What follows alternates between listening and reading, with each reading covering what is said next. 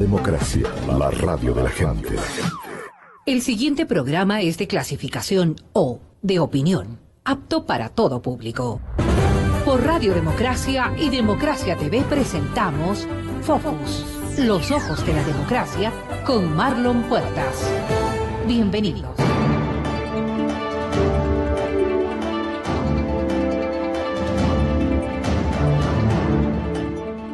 Estimados amigos, buenas tardes. Bienvenidos a un nuevo programa de Focus en Democracia. Desde los estudios de la Radio Democracia en la capital de la República, estamos transmitiendo para la Radio AM y para el canal de YouTube. Hoy es miércoles 22 de marzo de 2017. Un día, como casi todos, con noticias fuertes.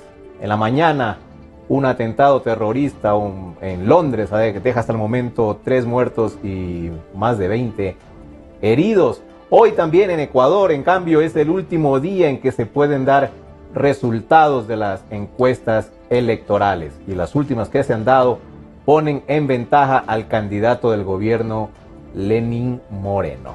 Eso entre otras cosas. El tema de nosotros para el día de hoy deriva de un tuitazo, como le llaman los jóvenes, a aquellas tendencias que se forman sobre todo en Twitter. Y el tuitazo de anoche fue los Yasuní Leaks, cosa que nos llamó la atención y por eso hemos invitado a miembros de Yasunidos. Por el momento nos acompaña Pablo Piedra. Gracias, Pablo, por estar aquí. Queremos conocer en qué consiste esta iniciativa de llamar nuevamente la atención sobre el tema del Yasuní, que en los últimos meses más bien ha tenido un perfil bajo. Así que, Pablo, bienvenido, gracias por estar aquí. Cuéntenos de qué nació la iniciativa esta del tuitazo por el Yasuní de nuevo. Bueno, muchísimas gracias, Marlon. Muchas gracias por la invitación. Un saludo a todos los televidentes. Bueno, el día de ayer lanzamos hacia al público en general del Ecuador y del mundo una serie de información que llegó a nuestras manos relacionadas a la explotación y a la sísmica de manera particular que se quiere hacer en el bloque 43. Que está dentro del Parque Nacional Yasuní-Itetén. Esta información que nos llega, digamos, derrumba toda la campaña mediática que el gobierno hizo con el argumento de que solo se va a afectar el 1 por 1000 del territorio dentro del Parque Nacional Yasuní. Los estudios que hemos hecho frente a la información obtenida nos demuestran que el impacto que va a tener o el territorio que se va a utilizar para hacer la sísmica es 10 veces mayor a lo que la Asamblea Nacional en su declaratoria de interés nacional autoriza al gobierno nacional para que se lo haga. Entonces todas estas campañas, tú recordarás, Marlon, de el pinchazo en el brazo al bebé, de una gotita y toda esta campaña mediática que realmente no tenía ningún sentido frente a lo que se estaba haciendo en lo que se pensaba hacer en el Yasuní y lo que se está haciendo en el Yasuní, pero que servía de una manera didáctica para de alguna manera engañar a algunas personas. Se cae con esta información que ¿Este informe de dónde es? Bueno, este informe que nos llega a nosotros es del el estudio, o partes del estudio de impacto ambiental que Petroamazonas realiza para poder realizar la sísmica dentro del bloque 43. Un informe oficial en todo caso, un informe, contratado por la propia petrolera. Exacto, un informe oficial que requiere, según la ley ecuatoriana, para poder obtener la licencia ambiental y realizar la sísmica. La sísmica, para entender, es este proceso que en un proceso de exploración, perforación y explotación petrolera se realiza, donde se pone dinamita en el suelo para bombardear, digamos, para explotar en el territorio y a través de las vibraciones que eso genera, medir potenciales lugares donde pueden estar los yacimientos. Es una de las fases más destructivas realmente. No sé si recordará la audiencia o tú, pero el pueblo Sarayaku, frente a una sísmica que se hizo en su territorio, ganó un juicio ante el Sistema Interamericano de Derechos Humanos y el gobierno de Rafael Correa, bueno, el Estado ecuatoriano, a través del gobierno de Rafael Correa, tuvo que pedir disculpas al pueblo Sarayaku. En la Corte Interamericana de Derechos Humanos de Costa Rica, que lo obligó a eso.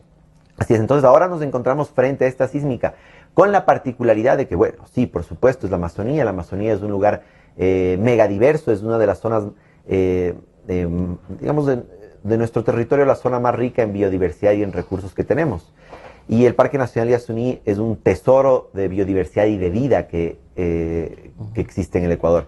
Y quieren hacer sísmica, y hay que entender, y la gente tiene que entender que la sísmica en el Yasuní y particularmente en el bloque 43 es bastante perjudicial porque nos encontramos en un terreno pantanoso, lleno de ríos, ¿no es cierto?, que fácilmente pueden desbordarse y esto causar mayor daño del que tú puedes tener en un territorio normal, en un territorio que no tenga estas características.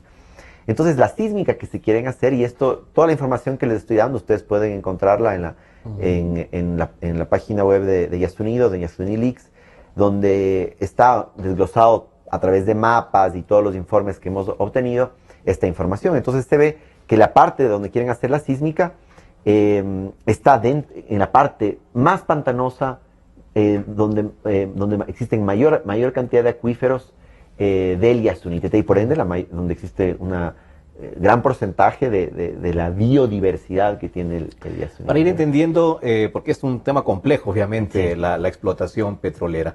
La sísmica se la hace como paso previo para la instalación de las torres.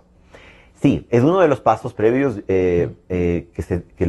digamos, los ingenieros petroleros y las industrias petroleras realizan para ubicar y armar las plataformas de explotación petrolera y determinar exactamente dónde pueden estar los yacimientos petroleros. Y ya estaba calculado que iba a haber sísmica una vez que ya el gobierno decidió explotar el Yasuní. Era obviamente necesario hacer el procedimiento. Lo que se está objetando de parte de ustedes es la extensión del territorio. El gobierno ofreció un pinchazo y resulta que no fue pinchazo. Sí. Nosotros siempre hemos dicho que eso es una mentira, ¿no? Que es una mentira más que ha salido de la boca de este gobierno el hablar del 1 por 1000 del daño en el Yasuní. Nosotros somos un colectivo de personas, de defensores de derechos de la naturaleza, de organizaciones que defienden la naturaleza, que siempre hemos estado en contra de la explotación del Yasuní. ¿Por qué? Porque no podemos negar, todos estos pasos son necesarios, entre comillas, digamos, para extraer el petróleo del Yasuní. Pero nosotros lo que hemos dicho siempre y constantemente es que la riqueza del Yasuní no está en el subsuelo, sino está digamos, por encima del la superficie. Y claro, esto es un elemento más para nosotros decir, lo hemos advertido, la sociedad ecuatoriana, la mayor parte de la sociedad ecuatoriana sabía que esto, y sabe que esto es una pésima idea, explotar petróleo en el Yasuní, y una de las razones es por los daños que, aun cuando querramos controlar la explotación, aun cuando querramos decir que se va a utilizar tecnología de punta y la más avanzada, el daño es mucho mayor al que se dice, y en muchos casos es irreversible. Fíjate tú, Marlon, la primera licencia ambiental que se hace para explotar el petróleo del Yasuní es la que realiza Petrobras, y la licencia a través de un estudio de impacto ambiental que hace Petrobras y el Ministerio del Ambiente se le da en el año 2006. Este estudio de impacto ambiental contemplaba hacer una explotación en el Yasuní de manera aerotransportable. Ya había preocupación entonces. Exacto, porque por la devastación. Exacto, se sabía. A la naturaleza. Fíjate, aquí hablamos de tecnología de punta supuestamente. La mejor tecnología para aquellos que explotan petróleo, la que menos impacto tiene dentro de la Amazonía, es lo que se denomina la tecnología offshore, ¿ya? Que es replicar una explotación petrolera a mar abierto en la Amazonía. ¿Por qué? Porque en el mar abierto, por supuesto, por varias razones no puedes construir carreteras. Entonces haces torres y toda la operación es transportable. Al reproducir eso en el Yasuní, o en cualquier parte de la Amazonía, pues tú disminuyes ostensiblemente el impacto ambiental. Claro, esto es más caro también, no mucho más caro. Entonces, cuando a Petroamazonas supuestamente se le dice, mire, vamos a explotar porque tenemos necesidad de petróleo por el alto costo que tiene este proyecto político personalista de Rafael Correa de mantenerse en el poder, hay que obtener recursos y extraer petróleo en el Yasuní, pues hacen una actualización del estudio de impacto ambiental de la licencia. De Petrobras, que hizo Petrobras, y que recomendó que se haga por aire. Por el transportable. Y eliminan esa capa. Ya no es el transportable, sino que ahora lo denominan, que lo hacen a través de senderos ecológicos. Senderos ecológicos que nosotros, y yo de manera personal lo he dicho muchas veces, no son senderos, son carreteras, son caminos carrozables que se están abriendo en el bloque 31, en parte del bloque 43 y que son por donde entra la mayor parte de la devastación en la Amazonía ecuatoriana. Y para que se abran los caminos que el gobierno llama senderos y que ustedes en realidad califican de carreteras, para entender el tema, ¿qué implica deforestación? Por supuesto. O sea, deforestación. ¿Cuánto territorio, cuánto terreno se está deforestando ya al momento, don Yasuni y Pablo? A ver, la cifra, digamos, total no la tengo a la mano, pero como te digo, el impacto total que se está llevando a cabo por esta operación, tanto en el bloque 31 como en el bloque 43, es mucho mayor al 1 por 1000. Solo en la... ¿Tienen un cálculo tal vez? En total, de la afectación. Estamos hablando de que la afectación total casi llega a un 10% del territorio. De toda la reserva. De toda la reserva del Parque Nacional de Yasuní. De eso, el 10% al 1 por 1000. Pues estamos hablando de más de 100 veces. Y es que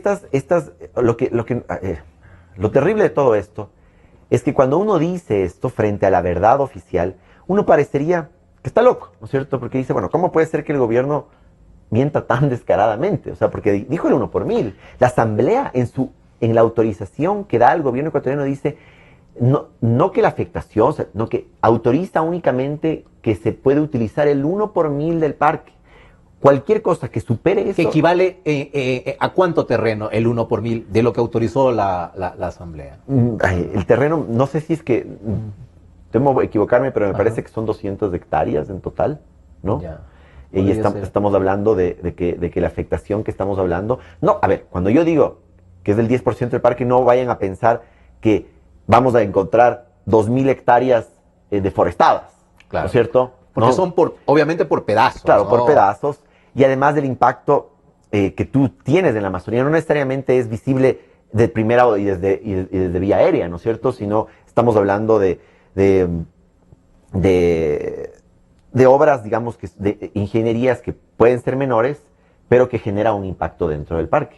Y esto con el agravante de una cosa, o sea, vamos llegando a esto, pero una de las cosas que se descubre en el parque, en estos informes que encontramos, es que la sísmica que se quiere hacer está ubicada, parte de la sísmica, en lo que se llama en el área de amortiguamiento, que está anexa a la zona intangible. A la zona intangible, que es este territorio que el gobierno nacional ha dicho que va a tenerlo, digamos, sin interferencia de va a respetar por lo menos la zona intangible. Exacto, porque supuestamente, digamos, a través de estudios se ha determinado que ahí están asentados los pueblos en aislamiento voluntario, pero no es que este es un territorio que ellos conocen. Los pueblos Tagaeri y Taromenani no es que saben hasta dónde deben llegar y a partir de eso se exponen sus vidas.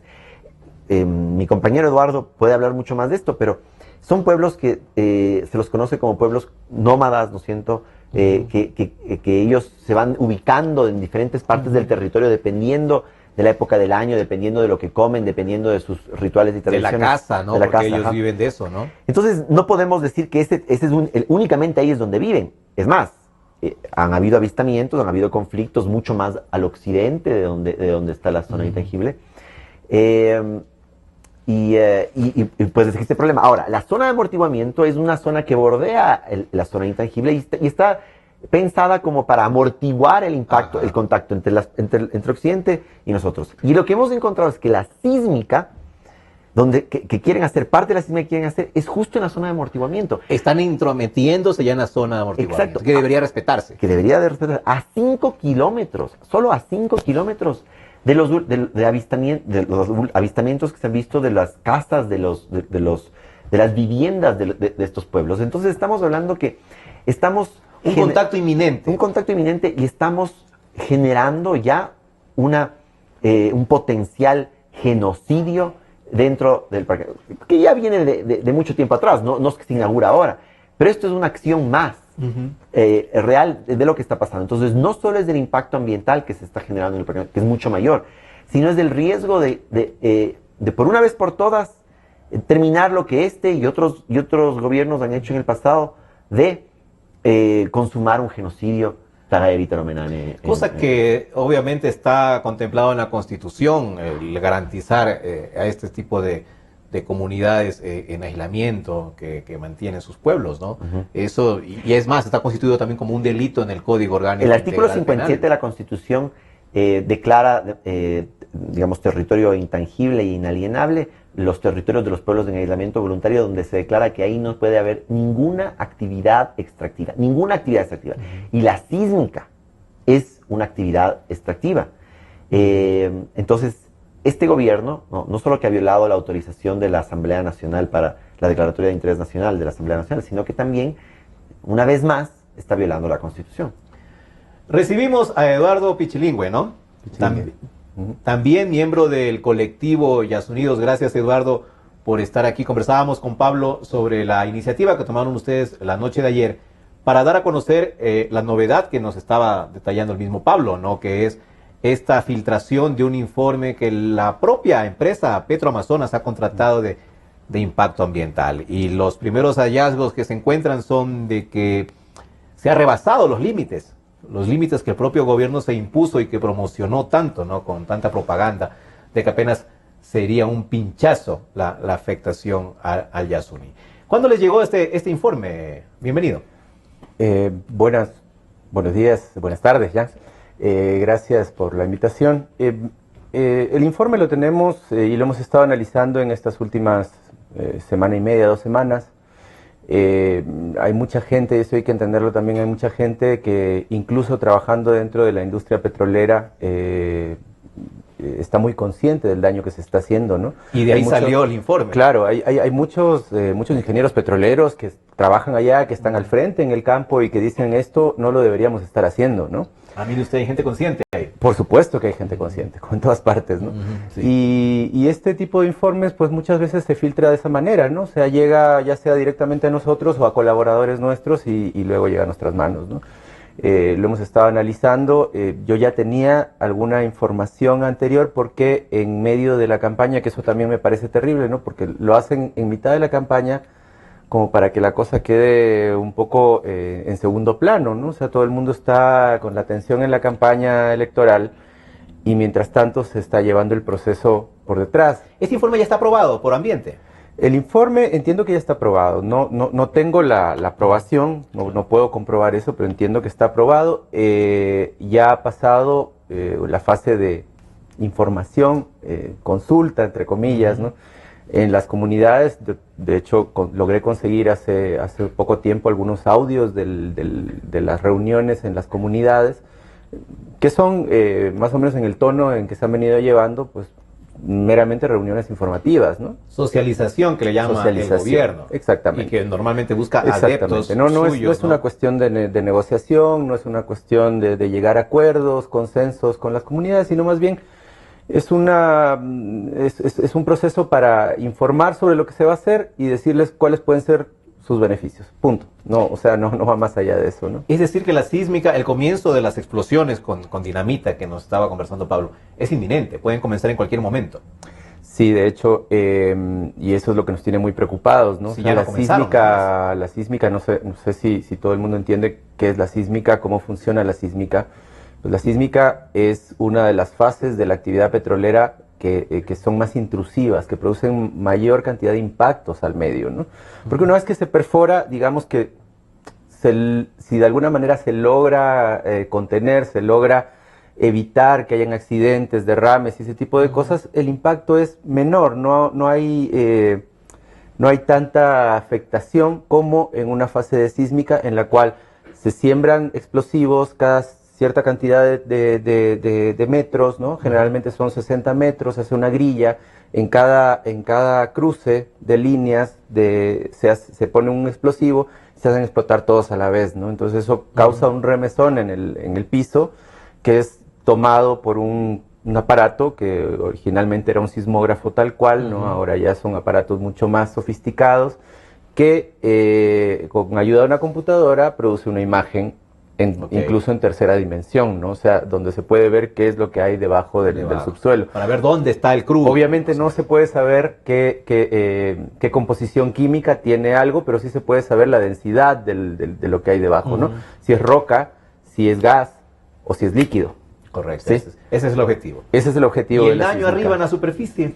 El daño arriba en la superficie es, bueno, básicamente el remesón bueno, primero los explosivos producen unos boquetes, ¿no? En el piso. Claro. Pero el asunto es esta explosión, ¿no? O sea, la explosión lo que hace es ahuyentar poblaciones animales que son indispensables para la alimentación de los cazadores, ¿no?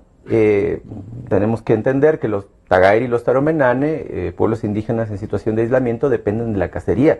Ellos no son productores, no tienen ganado, no tienen gallinas, no tienen...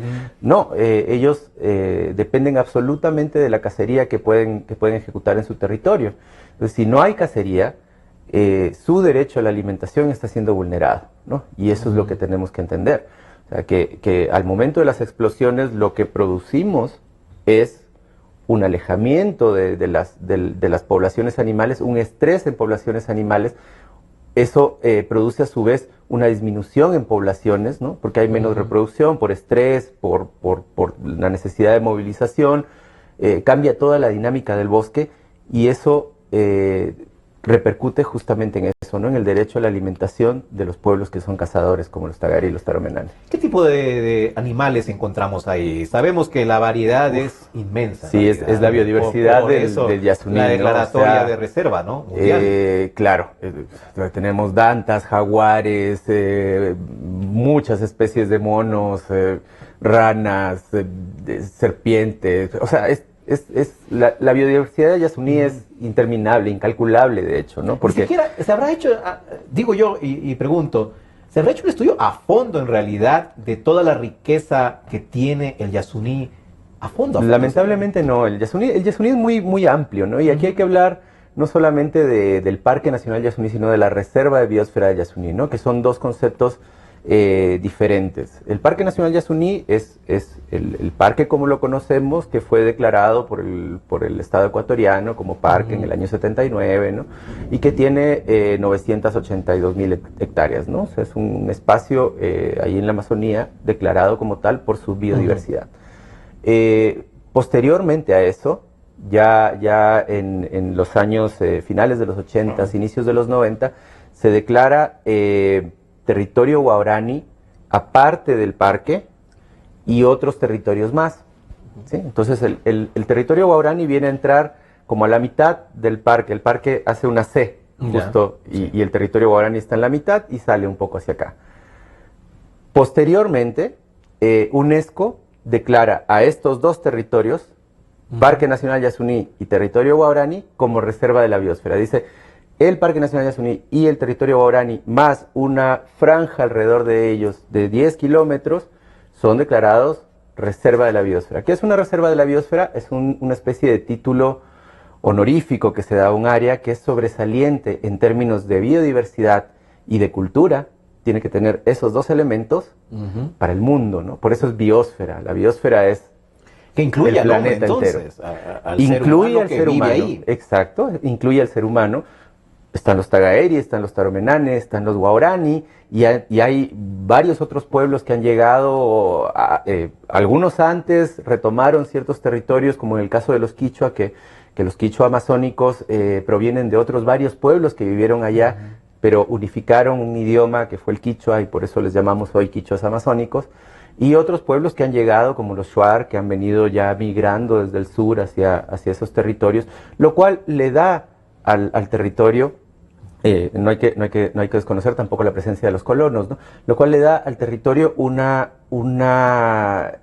capacidad de generación de expresiones culturales altísima, ¿no? Y eso es lo que le importa a la UNESCO, ¿no? Eso es lo que le importó a Naciones Unidas en ese momento, eso es lo que le importa finalmente a la humanidad. Tenemos una biodiversidad importante, por un lado, y tenemos una diversidad cultural importantísima, por otro lado, ¿no? Eduardo, ustedes que, me imagino, dan seguimiento permanente al tema del Yasuní, ya tienen calculado el impacto que se ha causado hasta ahora, solo con la apertura de lo que el gobierno llama senderos, que eso ya comenzó hace algún tiempo por parte de la empresa Amazonas. Deforestación, la huida de los animales, en efecto, de su zona, de su hábitat, por la presencia del hombre, por la presencia de carros. de esos elementos intrusivos en la selva. ¿Ustedes ya tienen más o menos calculado algo de eso? Eso es muy difícil de calcular. Imagínense que recién en años recientes se ha logrado calcular cuál ha sido medianamente el impacto hacia la fauna de la apertura de la carretera en el bloque 16, de la conocida como Vía Maxus, ¿no? Que se abrió en el año 94, ¿no? Y esa no está en el Yasuní. Esa está dentro de Yasuní. Dentro del Yasuní Dentro de también. Yasuní. De hecho, fue la primera carretera que se construyó dentro de Yasuní, o sea, esa fue la de Yasuní primera. Parque Nacional, digamos, Ya ¿no? está el bloque de Repsol que está haciendo. Que fue justamente a partir del año 93 hubo una negociación con bueno, primero entró la empresa Conoco y fue la Maxus que recibió los activos de Conoco, la que desarrolló esta carretera, ¿no? Hay una película, si es que la pueden conseguir por ahí, se llama Petróleo y Baratijas, que refleja justamente ese momento, ¿no? Es el momento en el que llega la empresa estadounidense Maxus a la negociación con los guaraní con ayuda del gobierno en ese momento de Sixto Durán Ballén, ¿no? O sea, incluso en partes de la película. Esa fue la primera vez entonces. Esa fue la primera vez que se construye una carretera dentro del Parque Nacional como tal, ¿no? O sea, antes de eso no habían carreteras dentro del Parque Nacional. Y de eso ya hay tal vez un estudio de impacto. Existen estudios que los ha llevado la Universidad Católica del Ecuador, ellos tienen una estación científica allá. Existen también algunas investigaciones complementarias de la Universidad San Francisco de Quito, pero principalmente de la Universidad Católica existen estudios sobre diferentes grupos de animales y plantas y se ve la disminución gradual desde los bordes de la carretera hacia adentro. Lo difícil también, Marlon, de hacer ese cálculo que, digamos, que te estás preguntando, es la falta de transparencia que existe por parte del Gobierno Nacional. Es decir, en el informe de la Declaratoria de Autorización de Explotación del Yasuní, la Asamblea Nacional resuelve crear una comisión que evalúe y esté generando permanentemente el impacto, pero resulta ser que esa gente que ha estado dentro de la Asamblea en esta comisión son gente que ha pasado vendada los ojos todo este tiempo, porque son, por supuesto, asambleístas incondicionales del gobierno nacional. Entonces, cuando, por ejemplo, los Yasuníes hemos querido entrar al Parque Nacional, se nos ha impedido la entrada. Se nos ha impedido con la fuerza pública. La última vez que de manera pública quisimos entrar, hicieron una serie de persecuciones a las lanchas que nos transportaban y luego el ejército se puso frente a nosotros en el puerto de entrada y nos dijo, ustedes no pueden pasar. Es decir, entonces ni siquiera para medir el ancho de la vía y el promedio hemos podido. ¿Y a qué hemos tenido que acudir? Por ejemplo, a la colaboración, por ejemplo, que universidades como la de Padua y todo un equipo de geógrafos súper capacitados han podido medir a través de fotos satelitales. Cuando Yasuní les presenta esas fotos satelitales al Gobierno Nacional, ¿qué hace el Gobierno Nacional? Descalificarnos, insultarnos. ¿Y qué se notaba en esas fotos, Pablo? Por ejemplo, que el ancho de vía de las carreteras que se construyeron en el bloque 31 son mucho más anchas de las que estaban permitidas, en promedio. O sea, el sendero no era sendero, en definitiva. Claro, ahora, ¿qué es lo que ha hecho? Que a través de todo el sistema de propaganda del Gobierno Nacional saca unas tomas de unas vías donde están unas planchas de acero, donde supuestamente las sacan y luego eso se va a regenerar. Primero, no tenemos la certeza si es que eso cubre todo. Luego tenemos información interna de gente, como dice el Eduardo, que son gente que tiene conciencia dentro. Y me dice, esto yo no te lo puedo confirmar, pero son las cosas que gente que ha estado ahí nos dice. Esta señalética y toda esta cosa la pusieron una semana antes de que vengan a filmar, porque antes no había así. Y gran parte de la vía que comunica los pozos de Apay, Canenque, con Chiroísla, que es el puerto de entrada en el río Napo, ¿no es cierto? Sí. Es una vía. Es importante, o sea, es decir, ustedes no han podido ingresar al Yasuní. No. Como colectivo Yasunidos no hemos podido ingresar. Yo personalmente... Particularmente... Yo he ingresado. Claro. Yo ingresé, lo hice de manera clandestina. Subrepticia. Sí, porque no hay otra forma, lamentablemente no hay otra forma. ¿Y qué pudo ver? Una carretera. ¿Pudo acercarse a donde están trabajando? Yo medí la carretera. Ah, ya. Yo medí la carretera, o sea, la carretera en el punto al que yo llegué medía 30 metros y más en algunos espacios, ¿no? El derecho de vía, el derecho de vía, o sea, la carretera más derecho de vía, sumaban 30 metros e incluso un poco más en ciertas ¿Y el compromiso de cuánto era? De 4 metros. De 4. Bastante. Entonces, la diferencia, ¿no? claro, o sea, tienes una vía en sí que mide alrededor de 13 a 15 metros, ¿no? La vía en sí, digamos el espacio por donde pasan los autos, más la apertura a los lados que te llevan a esa dimensión, ¿no? O sea, una dimensión de 30 metros y más. O sea, estoy seguro, porque además tenemos las imágenes satelitales, de que hay lugares donde se ha desbrozado mucho más y que podría llegar, lamentablemente eso no lo hemos podido comprobar en el terreno, hasta 60 metros, ¿no? Y eso cuantificarlo como efecto de la deforestación, como consecuencia, todavía es complicado también para ustedes, ¿no? Dar una cifra de cuánto se está la Universidad de Padua deforestando. La Universidad de Padua hizo un estimado, ¿no es cierto? Padua de Italia, ¿no? Ajá, Padua de Italia. Sí. ¿Qué arrojó? Donde arrojaba que digamos, el desbroce, ¿no es cierto?, que se había hecho en la vía era mayor al autorizado. Lastimosamente no tengo los datos, pero el estudio de impacto ambiental, la licencia ambiental había permitido un derecho de vío de 4, creo que en el mayor de los casos hasta 6 metros en determinadas áreas, con un desbroce de alrededor de la vía que incluya todo esto, ¿no es cierto? Pero, como dice Eduardo, hay partes de la vía donde a través de las imágenes satelitales y por supuesto después confirmando en visitas como las que habla Eduardo, el ancho es mucho mayor y segundo, y por ende la deforestación causada también es mucho mayor. Entonces, hay una clara Pero relación. están en pleno trabajo además, o sea, están trabajando en este momento, entonces determinar... Bueno, en el bloque 31 y eso ya la vía está hecha. Sí, entonces ya no es que están en proceso de construcción de eso, no, ya los pozos Apaica y Nenque ya están Hay que decir algo que es súper importante y es que en el bloque 31 se iniciaron trabajos mucho antes del otorgamiento de la autorización por parte de la Asamblea Nacional. Ya lo daban por hecho seguramente. Pero eso es una ilegalidad y podría traer consecuencias administrativas, civiles y hasta penales a las personas que fueron responsables de eso. Porque, fíjese, primero decía el gobierno nacional que el bloque 31 no requería autorización de la Asamblea Nacional para eso decía. Después negaron que se estaba haciendo absolutamente nada. Hay fotos de National Geographic donde vía aérea tú ves unos bulldozers de 12 metros de ancho haciendo la vía, ¿no?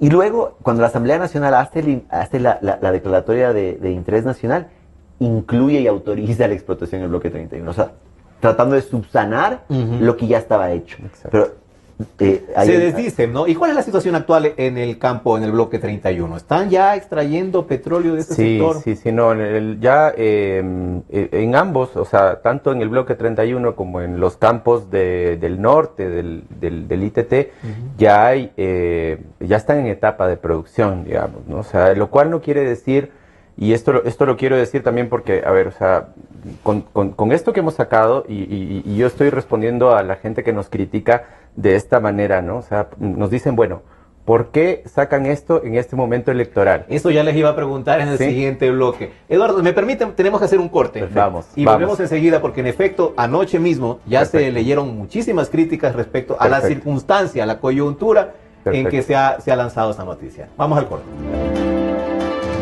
En un instante regresamos con Marlon Puertas en Focus por Democracia M y Democracia TV. Sentimos lo que la gente siente, amor, desamor, alegrías inmensas. Decimos lo que la gente quiere, pasión, discusión, democráticamente, democracia, la radio de la gente. Democráticamente, la radio de la gente. Democracia, la radio de la gente. Democracia. Democracia. Sobre la emergencia de gas y energía que se está viviendo en la costa Caribe. Democracia. Rusia retoma críticas por retenidos en base naval de Estados Unidos. Democracia. Formulé el primer pedido histórico de perdón a las víctimas de las graves violaciones de los derechos humanos. Democracia. Solo noticias. Desde el Distrito Metropolitano de Quito, Cadena Democracia, la radio de la gente. Volvemos con Focus por Democracia M y Democracia TV.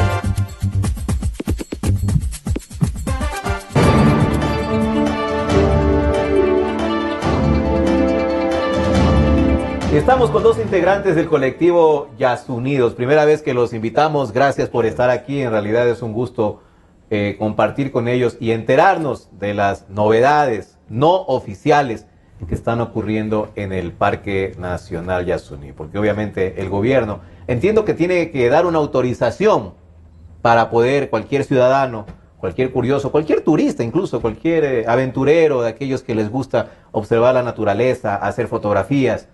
Ya no hay la libertad que había antes para ingresar al lugar, sino que ahora obviamente se necesita una autorización. Pero antes les decía que luego de la revelación que hicieron ustedes por medio del Twitter, sobre todo con este tuitazo que generaron anoche, también aparecieron inmediatamente las críticas, sobre todo por el tema político, ¿no? Por el tema de que estamos a escasos días de terminar la campaña y aparentemente esto quiere ser un golpe más al gobierno. Un golpe más al gobierno porque obviamente está mintiendo, no está cumpliendo los compromisos que adquirió y por ende esto beneficiaría al candidato de la oposición. Entonces la pregunta es, ¿por qué justo ahora? Si me quiere responder primero Pablo. A ver, primero aclarar, el colectivo Yasunidos es un colectivo que se ha declarado que no apoya a ningún candidato en estas elecciones, como colectivo.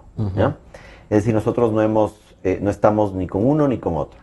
Lo que sí hemos estado haciendo es haciendo política, pero política de la buena, es decir, como ciudadanos conscientes que somos, queremos traer a la discusión política del momento lo que está sucediendo en el Yasuní, porque creemos que es una obligación de todos los candidatos en la primera vuelta y ahora en la segunda vuelta de pronunciarse sobre cuáles van a ser sus políticas frente a los derechos de la naturaleza, frente al Parque Nacional Yasuní y frente a los pueblos en aislamiento voluntario. Entonces, primero ha habido una coincidencia porque estos documentos han llegado en estas semanas. Y segundo, pues... no es que los tenían guardados. No. Y segundo, es que se ajusta a nuestra estrategia de generar conciencia y generar debate. Dentro de la campaña. Dentro de la campaña. No después, cuando ya no se pueda hacer mayor debate. Por supuesto que esto que estamos hablando es develar determinadas mentiras del gobierno nacional, ¿no es cierto? Pero nosotros lo que queremos es que Lenín Moreno se pronuncie al respecto de esto. Es decir, él está de acuerdo con lo que está pasando, él está de acuerdo que no sea el 1 por 1000 del Yasuní, sino se aproxima al 10% del impacto en el Yasuní. Él está de acuerdo que no sea Petroamazonas la compañía que esté operando dentro del Yasuní, sino... y no es Petroamazonas. Esa es de la otra sorpresa que tenemos. Es decir... ¿Cómo determinaron ustedes que es Sinopec? China, ¿no? Exacto. ¿Por qué? Porque es del operador. Entonces, o sea, Petroamazonas delegó a Sinopec. Claro, el gobierno de la Revolución Ciudadana, ¿no es cierto?, opera como aquellos grandes holdings empresariales afuera, ¿no? Entonces, la carátula hacia el mundo es Petroamazonas, ¿no? Pero quien está operando esos campos, ¿no es cierto?, la tecnología es Sinopec, ¿no? Es una empresa china con una récord ambiental terrible, ¿no es cierto? En el mundo, no solo hablamos de Ecuador. Y acá. Y entonces, todo este discurso de la soberanía no existe, ¿no es cierto? ¿Y esta figura, cómo fue la delegación? ¿Cuál es lo que pasa es que el contrato, ¿qué dice? ¿Han logrado averiguar eso? No, porque por supuesto todo es secreto, la falta de transparencia es enorme, pero lo que Petroamazonas ha hecho en otros bloques petroleros con otras operadoras como Halliburton, me parece, ahorita se me fue el nombre, Schlumberger, ¿no es cierto? Es decir, mira, estos campos son míos, básicamente, pero te contrato para que tú los operes. Y hacemos un contrato de servicios. Y nos repartimos las ganancias. Un contrato de servicios. Y por eso es importante que ambos candidatos, porque por ejemplo el candidato Lasso ha sido muy claro, por ejemplo, en temas como la minería, la protección de fuentes de agua en lugares donde sean mayores a los 2.800 metros sobre el nivel del mar, prohibir la minería a gran escala en esos territorios, dice su compromiso para garantizar la vida de los pueblos en aislamiento voluntario, pero... Una consulta vinculante también, entiendo. Exacto, la consulta vinculante, ¿no es cierto? Los pueblos también. Pero hay una cosa que digamos, hay un escudo ahí, dice, bueno, yo no exploté, dice él, ha dicho, yo no exploté el Yasuní, ¿no es cierto? Pero vamos a hacer lo posible para que transparentar esa situación y tomar decisiones sobre eso, ¿ya? El miedo detrás de todo esto es la responsabilidad que pueda atraer al Estado ecuatoriano el de dar por terminado, el de no explotar más de esos campos, ¿no es cierto? Pero lo cierto es que esos campos están en manos del Estado ecuatoriano, están en manos de Petroamazonas, y no es que tú les estás quitando como le quitaste a Oxy en su momento, pues así es, que es una multinacional No, lo que tú tienes aquí es un contrato de servicios que cuando hay una clara violación a las leyes de la República, la Constitución de la República, se pueden y se deben dar por terminado, ¿no es cierto? Y es lo que nosotros exigimos. Es decir, seamos más claros. Y por el otro lado, Lenín Moreno ha dicho que va a profundizar el modelo de minería, ha dicho que va a profundizar, que va a mantener la explotación del Yasuní, pero con altos estándares ambientales que, como vemos, no se están cumpliendo. Y no ha dicho absolutamente nada sobre los pueblos en aislamiento voluntario. ¿Y Lasso qué ha dicho de los pueblos en aislamiento voluntario? ¿Qué les dijo a ustedes? A ver, en el compromiso él firmó un compromiso con la sociedad ecuatoriana, pero en referencia a nuestras dudas que nosotros teníamos. O sea, no fue particularmente con ustedes que se sentó a firmar un acta. A ver, nosotros nos reunimos con él, tuvimos una reunión donde le presentamos nuestras inquietudes al candidato Lasso, como lo hicimos con todos los otros candidatos, al cual le invitamos a Lenín Moreno en varias ocasiones y Lenín Moreno no quiso asistir, ¿no? Nos ha dado largas, ha cancelado compromisos previamente establecidos con nosotros y simplemente no se ha reunido a escucharnos, a dialogar, como él dice, ¿no? Pero el Lasso, después de esta reunión que tuvo con nosotros, decidió él hacer un compromiso personal de él con el colectivo y con la sociedad ecuatoriana en general, diciendo esto que acabamos de decir, ¿no? Que no hará minería a gran escala en las fuentes de agua, sobre todo de manera particular, en los lugares que estén más allá de 2.800 metros sobre el nivel del mar, la consulta previa y vinculante, ¿no es cierto?, hacia los pueblos originarios, el revisar y transparentar y hacer una auditoría sobre lo que está pasando en el Yasuní, que nos parece importantísimo, pero nos falta, digamos, necesariamente la decisión de decir no se va a continuar explotando el Yasuní. Deja la puerta abierta. Y respecto a los pueblos, preguntaba, ¿hay algún tipo de pronunciamiento del candidato Lasso? Han sido pronunciamientos bastante generales, bastante vagos, ¿no? En realidad, como dice Pablo, pues nos hemos reunido con prácticamente todos los candidatos, no tuvimos lamentablemente una respuesta del candidato Espinel y no tuvimos, nos canceló 3 veces el candidato Lenín Moreno, ¿no? Sin embargo, las respuestas de los candidatos con los cuales nos reunimos, ninguna fue realmente satisfactoria. O sea, ninguno de ellos nos dijo, ¿saben qué? Vamos a respetar los derechos humanos de los pueblos indígenas aislados, vamos a respetarlos y vamos, siendo conscientes de eso, a frenar la actividad, a parar la actividad, a retroceder en la actividad. No se escuchó nada de eso, ¿no? O sea, se escuchó en algunos casos propuestas de vamos a revisar los contratos, vamos a ver qué podemos hacer con los contratos, porque ya están firmados los contratos, ¿no? Yo siempre voy un poquito más allá y digo, bueno, o sea, ¿qué está primero, los contratos o los derechos humanos? Entonces, siempre la respuesta iba muy por ese lado, ¿no? Por el lado de, bueno, no vamos a perjudicar a la actividad, ¿no? Pero en ese marco de no perjudicar a la actividad vamos a tratar de que los pueblos indígenas aislados estén un poco mejor, ¿no? O sea, y eso no es suficiente para nosotros. ¿No se conformarían ustedes, y les pregunto, con que se cumpla el compromiso del 1 por 1000 que hizo el gobierno de Rafael Correa? ¿Para ustedes no sería suficiente eso también? ¿O quieren que se revierta absolutamente todo? Es que ahí hay algo, a ver, el 1 por 1000 no es el 1 por 1000, y no es el 1 por 1000 y no puede ser el 1 por 1000. Por muchas razones, ¿no? Lamentablemente, ese 1 por 1000 lo que considera son las áreas desbrozadas en sí. Pero para hacer ese desbroce hay que meter maquinaria, hay que meter helicópteros, hay que meter una serie de elementos que producen unos impactos que van mucho más allá del 1 por 1000. El impacto por ruido es uno de los impactos más fuertes que produce la actividad petrolera, ¿no? Como lo produce la sísmica, por ejemplo, con estas explosiones. El sobrevuelo de helicópteros produce ese mismo Entonces impacto. era una mentira a sabiendas. Ahora, para ser justos, a mí me gusta ser justos. No podemos hablar de los compromisos que ha tenido Lenín Moreno con el colectivo Yasunidos o con el Yasuní porque no los tiene. O sea, básicamente él no ha querido reunirse con nosotros. Dicho esto, sí voy a poner algunas otras cosas que sí ha dicho el candidato Lasso. Es decir, por ejemplo, él ha mencionado la necesidad de que no haber actividad extractiva en territorio de los pueblos en aislamiento, lo cual a mí me parece bueno, pero me parece que es contradictorio con lo otro que dice, que el Yasuní está explotando y que básicamente habrá que ver... Va a revisar. Si es que se puede hacer algo, ¿ya? Como dice Eduardo, para nosotros es claro que el territorio de los pueblos en aislamiento abarca mucho más allá de la zona intangible, ¿no es cierto? Está el bloque Armadillo, ¿no es cierto?, al occidente, como te hablaba. Y eso todo hay que rever. Entonces, estas dos declaraciones podrían ser contradictorias o podría significar que simplemente, si es que se comprueba que dentro del bloque 43 se debe declarar también zona intangible o parte del territorio de ordenamiento, debería retirarse toda explotación petrolera. Pero esa certeza, esta claridad, no hay. Ahora, otra cosa, y lo que tú preguntabas, es decir, ¿nos conformaríamos con el 1 por 1000?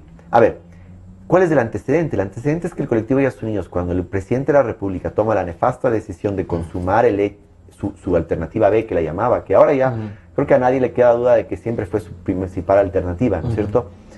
El colectivo Yasuní se reúne para hacer una consulta y evitar la explotación en el Yasuní. Y recogimos más de 700,000 firmas de ciudadanos ecuatorianos que estaban a favor de dejar el petróleo, de hacer la consulta y dejar el petróleo bajo tierra. En encuestas del propio diario El Telégrafo, en este momento más del 72% de la población ecuatoriana estaba a favor de mantener la iniciativa Yasuní DT. Entonces, partiendo de ahí, nosotros, y todo el fraude nefasto que también debe atraer responsabilidades civiles, administrativas y quizás hasta penales a los funcionarios que llevaron a cabo ese fraude a la voluntad del pueblo ecuatoriano, se nos niega la consulta y nosotros mantenemos el hecho de que el Yasuní debe ser mantenido, y no solo en el sentido del Parque Nacional de Yasuní, sino en todo este sentido de la... con cero explotación. Y esa es otra cosa que, por ejemplo, a los candidatos, y de manera particular, Guillermo Lasso ha dicho que va a generar y eso es interesantísimo, una auditoría al proceso de validación de firmas de la consulta popular, es decir, y de determinar que hubo ahí violaciones a los derechos de participación de los ciudadanos en general, encontrar a quiénes fueron los responsables y establecer los determinadas acciones. Eso les iba a comentar. Ustedes no se han planteado la posibilidad de que en el nuevo gobierno, finalmente vamos a cambiar de presidente, será Lenín Moreno, será Guillermo Lasso, retomen ustedes la iniciativa de que el pueblo se pronuncie en una consulta popular, ya no para que no empiece la explotación, porque ya empezó, pero para pararla. Que el pueblo se pronuncie para parar lo que está ocurriendo en el Yasuní y volver a un nuevo proceso, otro proceso de recolección de firmas, tal vez. Sí, bueno, esto ha sido motivo de reflexión, de una fuerte reflexión dentro del colectivo. Nosotros apoyamos los procesos de consulta, exigimos que se respeten los procesos de consulta popular como el que nosotros llevamos, ¿no? Sin embargo, nosotros tuvimos que llegar a ese punto de la consulta popular porque no encontramos mecanismos para hacer otro tipo de reclamaciones antes de la consulta, ¿no? Entonces, en el caso de que venga un nuevo gobierno, nosotros lo que vamos a hacer es exigir los derechos desde donde se tenga que exigir antes de llegar al proceso de consulta. O sea, nosotros debimos haber pasado mucho antes por la Corte Constitucional, por ejemplo, ¿no? Lamentablemente, como sabemos, los poderes están concentrados en la figura del presidente de la República, lo vamos a decir así. Por eso digo que como ya cambia, a lo mejor se forma el desbande, ¿no? Claro, entonces necesitamos... y hay más opciones. Necesitamos recorrer ese camino previo que debimos haber tenido la posibilidad de recorrer antes de llegar al proceso de consulta, ¿no? Claro, como dice, sería una última opción en todo caso. Exacto, o sea, siempre fue la última opción. Y aparte que desde un punto de vista, es un trabajo inmenso, ¿no? Sí, desde un punto de vista, no es sencillo. Desde un punto de vista jurídico, desde un punto de vista jurídico, constitucional, hubo un debate y también social, político, ¿no es cierto?, de cómo podemos consultar sobre derechos. No podemos decir estas personas tienen derecho a vivir y estas personas no. ¿Qué opinan? No, eso no es consultable. El problema es que todo el aparataje estatal en el gobierno ecuatoriano, que supuestamente, según nuestra Constitución, debería estar destinado a garantizar y hacer cumplir nuestros derechos, trabaja a la inversa. Es decir, trabaja de qué manera proteger los intereses del gobierno, no del Estado, del gobierno nacional, y de esta manera cómo limitar los derechos cuando se requiera de los ciudadanos para que no estorben en los planes del gobierno. En los planes del gobierno. Entonces, frente a esta realidad, nosotros nos vimos abocados a generar este proceso de consulta y nuevamente ellos utilizaron todo su aparataje para paralizar esto. Un nuevo proceso de consulta sería complejo, ¿por qué? Porque primeramente, como tú dices, o sea, no podríamos consultar no deberíamos consultar sobre derechos, y si es que hay un cambio de gobierno, pues deberíamos tener la certeza y la posibilidad de ejercer estos derechos de una manera correcta, institucional, hacer respetar y hacer respetar los derechos de la naturaleza. Los derechos de los pueblos en aislamiento es no explotar el Yasuní. Ahora, siendo pragmáticos, dirán los dos candidatos a la presidencia que están en esta segunda vuelta, necesitan ellos, en una crisis tan fuerte económica como la que tenemos, necesitan los recursos petroleros del Yasuní, de los escasísimos recursos financieros que hay actualmente. ¿Cómo van a renunciar a esa posibilidad que finalmente les puede generar algo? Y digo algo porque obviamente todos sabemos que los precios del petróleo también han bajado considerablemente y los de producción, al contrario, han subido, con lo cual la utilidad para el Estado se reduce significativamente. Pero aún así, siendo poco, les sirve esa plata. Yo estoy de acuerdo contigo en una cosa. Hay interés económico de por medio, pero no es el interés económico del Estado ecuatoriano, de la sociedad ecuatoriana.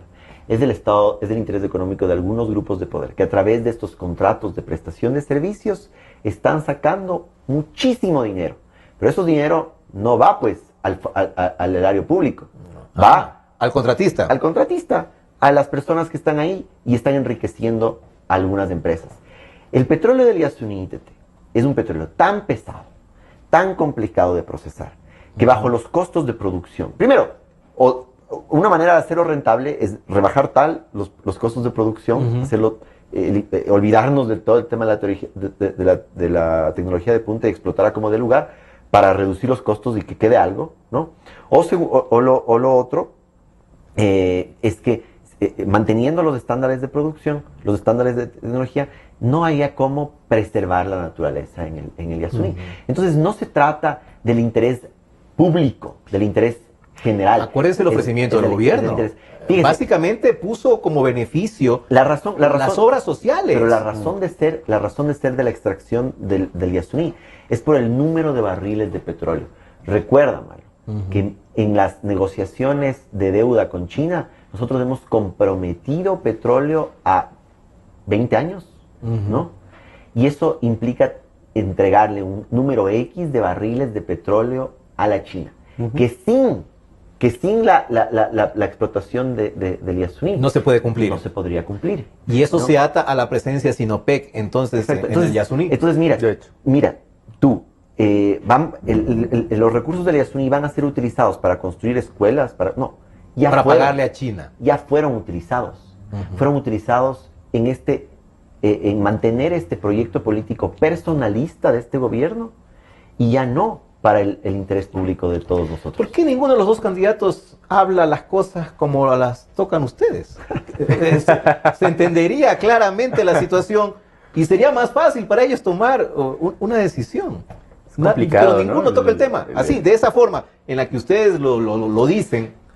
Los candidatos a la presidencia, mutis por el foro. Yo creo que hay un peso político importante en decir las cosas de esta manera, ¿no? O sea cual sea la tendencia, sea cual sea el bando que utilice esto, va a tener un peso, porque al final estamos en eso. Tú dices, bueno, sí, necesitamos el dinero de alguna manera. El dinero, lamentablemente, estando en una sociedad, en un sistema económico, dolarizado, pues, tiene que llegar de la venta de algo. O sea, tenemos que vender algo para que nos lleguen dólares, porque no tenemos aquí la maquinita para imprimir los dólares. Es así de fácil. Y claro, o sea, se entiende que ese algo tiene que ser algo que ha sido explotado de la tierra, sea la minería, sea el petróleo, sea lo que sea.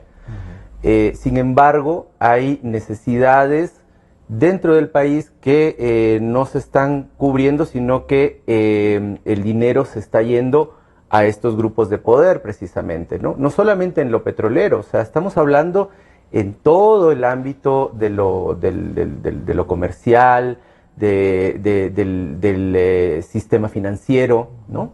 Que son empresas, grandes empresas, grupos empresariales que se han beneficiado como nadie en este gobierno, ¿no? Y que han crecido muchísimo, ¿no?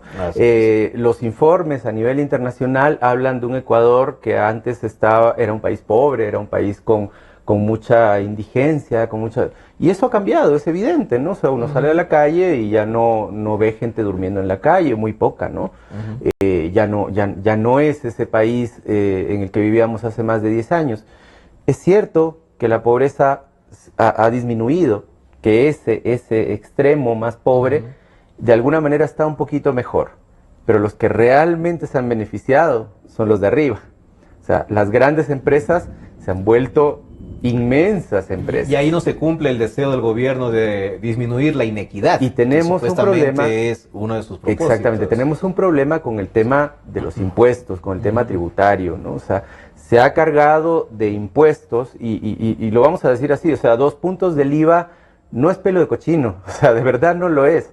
No. ¿Sí? Esos 2 puntos de IVA finalmente repercuten en las economías de todos por igual, del que más tiene como que del que menos tiene, ¿no? Todos y obviamente esa repercusión al que menos tiene le pesa más que al que más tiene. Eso es un impuesto regresivo, ¿no? Y cuando lo que se necesita en realidad son impuestos progresivos, o sea, que los que más tienen paguen más y los que menos tienen paguen menos, ¿no? Correcto. No quiero terminar, y ya nos falta poco tiempo, sin preguntar por qué en la zona del Yasuní, o en sus zonas adyacentes sobre todo, no se ha generado una resistencia fuerte, como por ejemplo se está generando en los territorios de los Shuaras. Y vemos el tema de la minería, por ejemplo, al sur, que es un tema bastante fuerte y complicado. Acá, de parte hablo de las zonas del oriente, ¿no? Porque ustedes obviamente acá desde Quito trabajan, pero Eduardo, allá en el lugar no se ve pues una reacción de resistencia de esa naturaleza. Eduardo puede comentar esto mucho más, pero a profundidad. Pero primero, demográficamente hablando, el Yasuní no tiene la misma demografía que otras. No hay comunidades. Existen, pero en el bloque 43 no tenía nada. Pero sí hay un proceso de resistencia. Un proceso de resistencia que se viene llevando a cabo desde hace quizás más de 100 años, que son la resistencia de los pueblos Tagaeri y Tolomenán. Ellos, los no contactados. Los no contactados. Todos los incidentes que ha habido con guauranis, con petroleros, con madereros, son actos de resistencia. De lo que nosotros sabemos, ellos están en pie de guerra. En pie de guerra ante un enemigo que ellos no sabemos cómo nos dirán, ¿no es cierto? Cómo nos identificarán, pero que somos todos. Somos del Eduardo, somos yo, somos tú, somos Rafael Correa, somos los petroleros. Todo el que se vaya a meter a su territorio. Todo el que está ahí. Ahí hay un proceso de resistencia tremendo y nosotros los estamos llevando, nuestra sociedad, nuestro modo de vida, nuestra manera de manejar el Yasuní, los estamos llevando hacia un progresivo exterminio. porque tienen las de perder. No sé si Eduardo quiere añadir algo. Sí, quiero acotar que en realidad sí sabemos cómo nos dicen, ¿no? Ellos nos dicen Koguri. Nosotros somos los Koguri. ¿Y eso qué significa? Y Koguri significa, bueno, tiene muchas acepciones. Lo más cercano sería decir salvaje o caníbal, ¿no? O sea, para ellos nosotros depredadores, tal vez. Nosotros somos los salvajes, ¿sí? Nosotros somos los que no sabemos vivir en un sistema en el que ellos se han desarrollado durante cientos de años y miles de años, ¿sí? Y nosotros somos los que finalmente, con nuestra sociedad, nos estamos comiendo sus espacios, nos estamos comiendo la vida de ellos, su forma de vida, ¿sí? Entonces, nos ven como eso. Y así es como nos dicen, así es como nos decían los guaraní antes del contacto también. Entonces es una resistencia un poco más silenciosa, interna, dentro de la selva, que no sale a los medios, que no se hace noticia. Existe eso, ¿no? Ahora, hay que entender cuáles son los procesos de la otra gente, ¿no? De los indígenas que ya tienen un contacto permanente con el resto de la sociedad, de esos que están en un proceso de asimilación a la sociedad mayoritaria. Y que pueden ser voceros también, de cierta forma, de los no contactados. No, básicamente porque no hay un contacto tampoco de ellos con los no contactados. No pueden ser sus representantes. No son sus representantes. Eso es, de hecho, ha sido motivo de discusión no solamente aquí en el Ecuador, sino a nivel internacional. Los pueblos indígenas en situación de aislamiento, por lo general, se separan del resto de la sociedad, incluyendo a otros indígenas que optaron por ser parte de esa sociedad mayoritaria, ¿no? Correcto, entonces, en ese sentido, no hay representaciones como tal. Yasunidos no representamos, por supuesto, a los pueblos indígenas, menos a los pueblos indígenas en situación de aislamiento. Lo que nosotros hacemos es exigir derechos, ¿no? En ese sentido, y justamente por el tema que mencionabas antes, de que nos están acusando de que estamos apoyando a la derecha, a Lazo, a lo que sea, nosotros estamos siendo muy claros. O sea, lo que estamos haciendo aquí no es a favor ni en contra ni de Lenin ni de Guillermo Lazo, de ninguno de los dos. Nosotros lo que estamos haciendo es exigir derechos de los pueblos indígenas aislados, exigir lo que nosotros consideramos y que la ley nos dice así, debe ser hecho, ¿no? Y es el respeto al Yasuní, el respeto a los pueblos indígenas aislados, a la biodiversidad, a las fuentes de agua que tenemos ahí. O sea, tenemos una cantidad de agua dulce en el Yasuní que es inmensa, es la reserva de agua dulce más grande de todo el territorio probablemente. Imagínense. Gracias, se nos ha acabado el tiempo. Gracias a Pablo y a Eduardo por su presencia. Ellos son miembros del colectivo Yasunidos. Siempre es bueno ya irlos identificando, obviamente irlos conociendo, porque a veces solo palabra colectivo, pues obviamente reúne a algunas personas, y ustedes han sido dos de ellos que están más activos.